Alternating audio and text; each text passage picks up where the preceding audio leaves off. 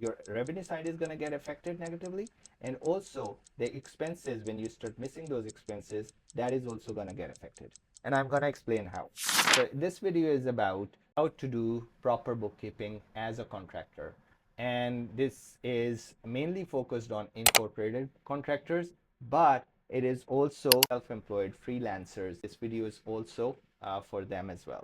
So the first thing is, as a contractor, just keep this concept in mind, because it is going to save you a lot of time, a lot of hassle, and it is going to give you a lot of benefit. Mix up expenses.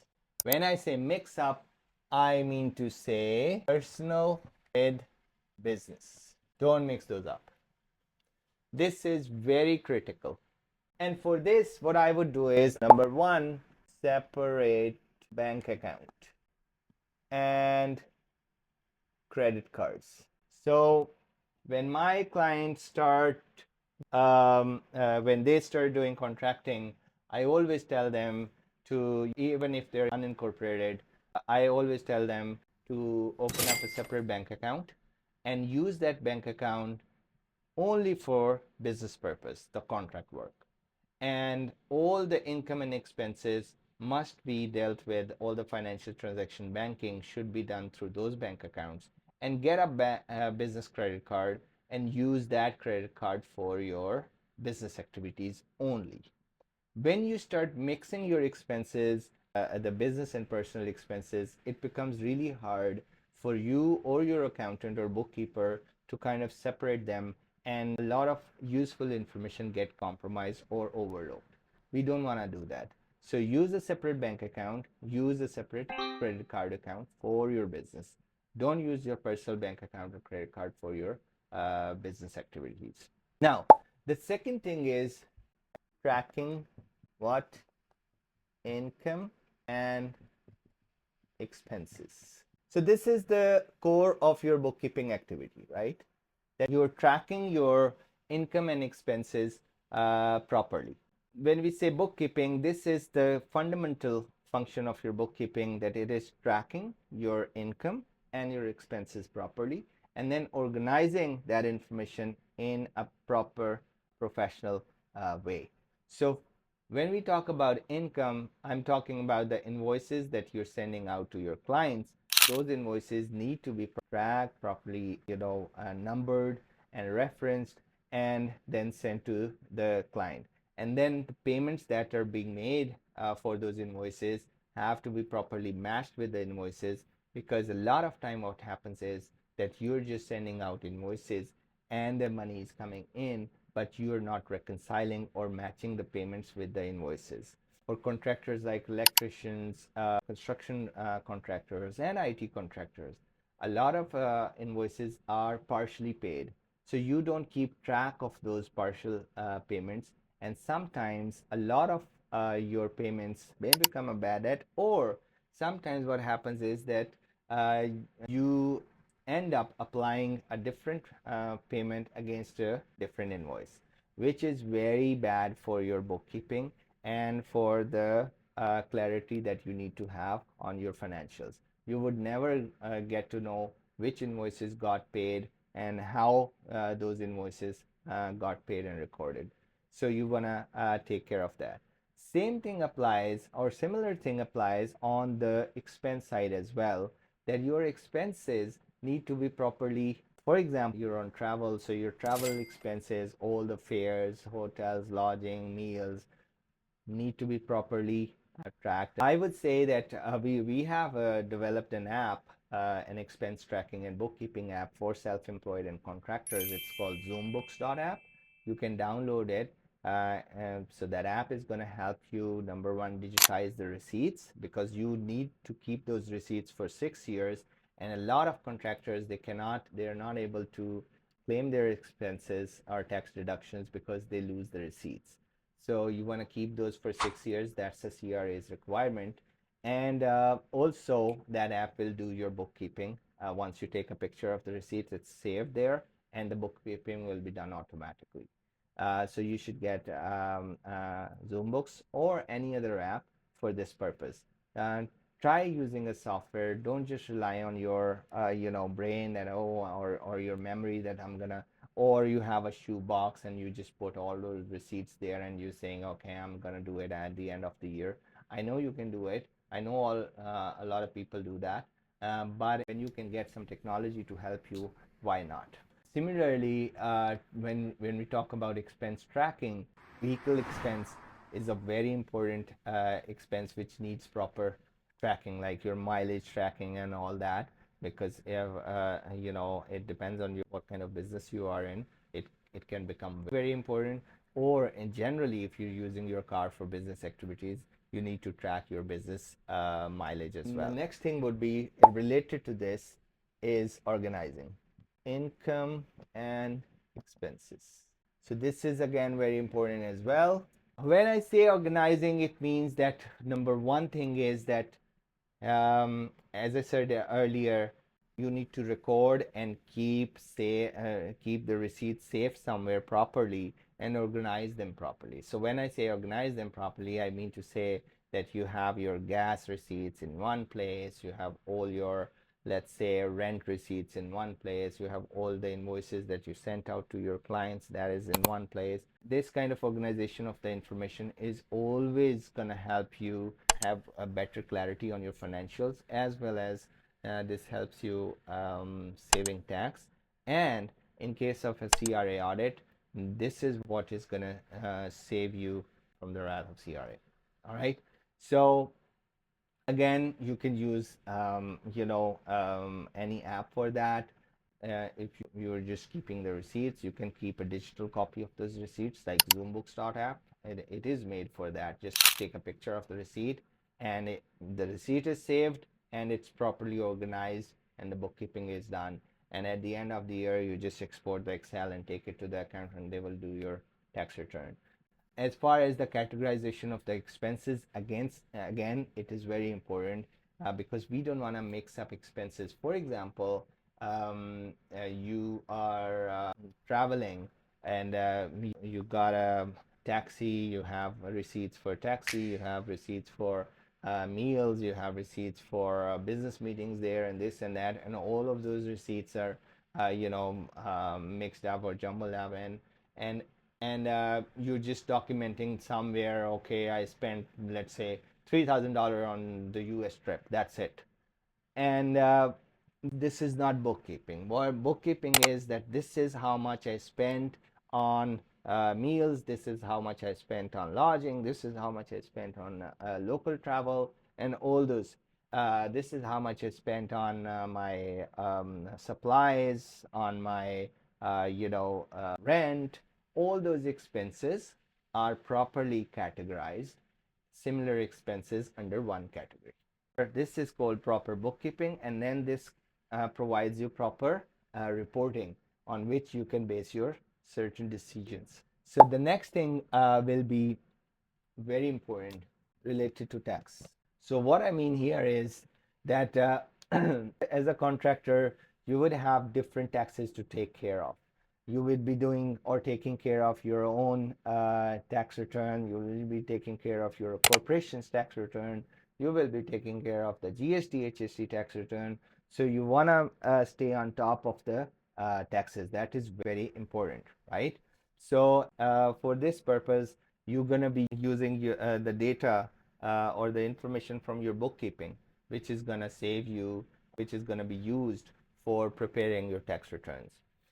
A very, very, very common mistake is from contractors is that they don't save up for taxes. Now, this is a very risky thing that contractors do. So they are billing out to customers or their clients, and they're getting paid, and they're just spending all that money on themselves or their expenses or wherever, right? But at the end of the year, when their accountant does the tax return, and the accountant tells them that this is what the income tax that you have to pay, and the HST or GST that you have to pay, that's when the contractors really don't like that situation, and it comes to them as a surprise. So I would say I always advise my clients to keep some money on the side to take care of the taxes. You can put that money in a saving account and earn some interest on it, but at the end of the year, you're gonna be, in a comfortable situation when the tax liability arises, right? So the same thing applies for income tax, and the same thing applies for GST, HST as well. Especially the GST, HST, you have to be more vigilant, because if you're making more than $30,000, or if you have voluntarily registered for HST, then you have to file HST return in time. And it also depends if you're filing annually or quarterly. And also, depending on the tax liability, you might have to pay HST advance installments. So keep an eye on that. And if you don't know what that is or what I'm talking about, you should get some professional help to take care of these things for you. Talking about the bookkeeping again, because your bookkeeping is very important. To save you tax, you have to claim tax deductions. And to claim those tax deductions, you have to know proper what were your expenses, right? So for this, again, I cannot stress on this point that you need to have proper bookkeeping, which is gonna give you the tax deductions, which is gonna bring your taxable income down, and the less the taxable income, the less the tax bill will be, your liability will be. So the next thing is invoicing. Again, this is a very important area because it is about the income side, right? So what happens in contracting, since again, and I can understand why that happens, because you're the guy who is doing the work, who's performing the operations and delivering the service, as well as you are the guy who is responsible for the administrative side of the business as well. That is why I always tell my contractor clients that if you can, try to outsource this service to your accountant or bookkeeper or whoever, who can take care of the administrative side of the things, so that you don't come under burden of taxes and delayed taxes and this and that, right? So when I talk about invoicing, this is very important, because a lot of contractors, what happens is, since they are busy in the operations and the deliverable side of the things, they do not bill their clients in time, right? So what happens is that sometimes your clients, or they might have certain process that you have to go through to get your invoices into their finances and get paid, right? And they might have a certain process that you might have to upload or create go to a vendor portal, this and that. Or there could be certain dates by which you have to submit the invoice to get paid, because there is always payable cycles that generally corporations or businesses have. So you might end up delaying your invoices getting paid. That's the number one problem, that you are not able to submit the invoices or bill the client for your hours or for your work. And the second thing is that you are not able to track your receivables. Again, I talked about this point because what happens with contractors is, when you start getting busier, your receivable cycle starts getting bigger as well. That means that when you had few clients or one client, you were getting paid almost in time. But now, since you have multiple clients, or your work is, you're growing, number one thing happens is that you forget to send invoice or bill the clients in time. And the second thing is that you forget to follow up on the payments. So that kind of increases the receivable aging, right? So let's say you were getting paid in every 15 days. Now you've started to miss that, and now you're getting paid average 30 days. And that 30 days averages goes up to 60 days. So you need to have proper invoicing mechanism in place, and also follow-up mechanism and invoice and payment matching process in place, so that your revenue side stays up to the date. And that is what is driving your business. So if your revenue cycle expands, it means that your financial health is will start to go down, because you might not have the appropriate amount of cash flow to take care of the bills that you have to pay. All right, so that is very important. Send invoices in time, track the receivables, track those invoices, follow up, and get the payments in time. And it's not always the clients are not ready to pay, it's just that sometimes they miss. So you want to be on top of your invoices and make sure that you're getting paid. The other thing, reconciling bank. So when I say reconciling bank, it means that your bank statement and what you're recording. So let's say if you're using a bookkeeping app or expense tracking app like ZoomBooks. So for every expense, you're taking a picture of the receipts and they get recorded in the app, and everything you have there. But you have to reconcile those expenses and those income transactions with the what your bank is saying as well. So your bank and your record has to be reconciled as well. And if there are differences, you need to know what differences are there. Usually it's going to be a time difference, but you need to identify why is there a difference between your recorded information and the bank's information or the bank statement. Next thing is for the bookkeeping in case of an CRA audit. It's not that you've done something wrong, that's why you got an audit from CRA.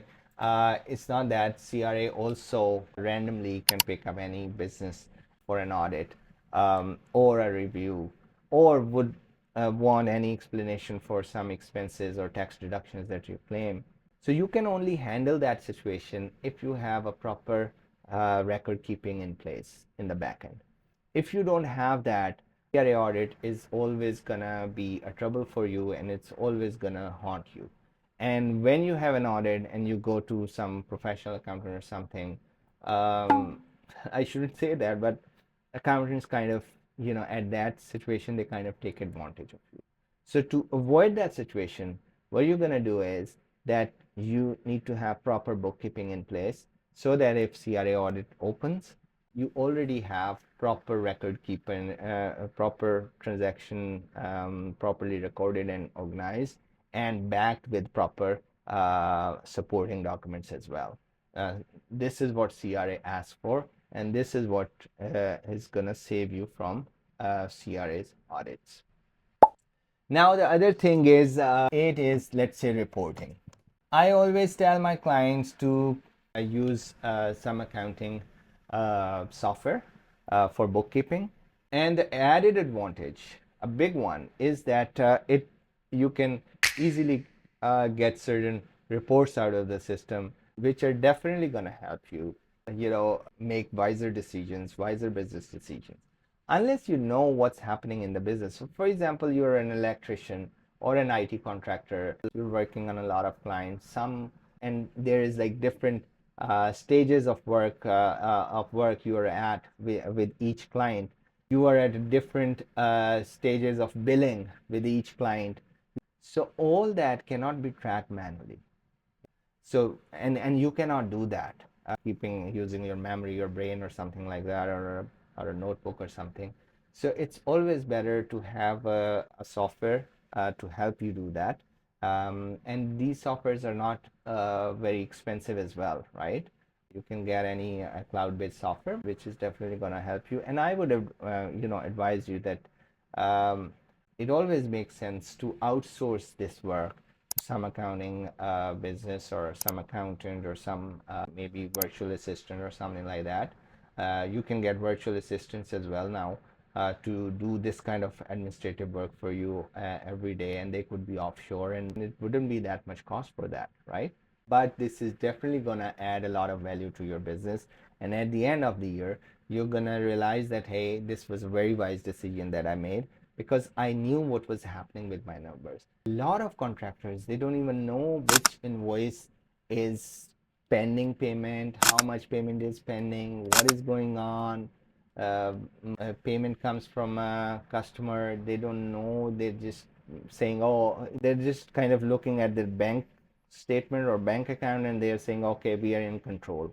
But it's not like that. You're not in control, I tell you. In control means something else. In control means that your information is properly booked, properly recorded, organized, and you have proper financial reports in front of you which are giving you certain intelligence about your business, right? If your bank is like you have more money in and less money out, you're in control. No, that's not in control. And that's where, let's say if you get a CRA audit, you're going to be in trouble. Financial reports means that you should be regularly looking at your profit and loss or income statement, which kind of tells you how much was the revenue, how much was your expenses, what is each expense looking like. If you're in an IT business, you need to know which project is making how much money for you, how much resources you have on each project or product. So it depends on how which reports help you, but these are some basic reports: the profit and loss, the AR aging, the accounts receivable report. Very important because you would know which accounts have paid you in time and which are overdue. So that's very important because the overdue, if you don't know which accounts are overdue, you won't be following up, and if you won't be following up, they won't be paying you. So you have to follow up. All right, so again, I would say that yes, and regularly review your books, review your bookkeeping, because that is gonna help you connect with the financials and with your business from that angle. Again, get some software for that, outsource the service, or get some help from maybe your spouse, your kids, or someone, but do not just try to do everything by yourself. If you're not able to do it, let it go, delegate it to someone in the house, outside, whatever. So guys, I think this is good information on why bookkeeping is very, very important for you. Again, if you want to save tax, you want to do proper bookkeeping. Otherwise, no chance. Maybe 1 year you can do it, maybe 2 years, but if your business is growing, you're gonna be in trouble. Out of experience, I'm telling. All right, guys, if you have any comments, any questions, write that down in the comment box. Like the video if it helps you. All right, have a great day. Bye.